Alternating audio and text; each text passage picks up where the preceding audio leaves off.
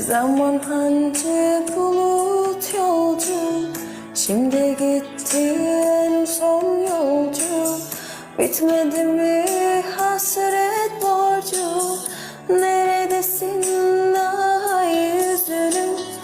Zaman hancı bulut yolcu, şimdi gitti en son yolcu.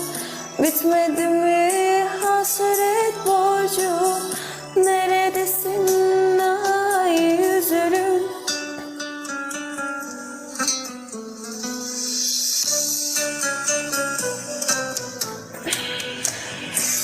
Gece çöker, günler solar, gözlerime yaşlar dolar.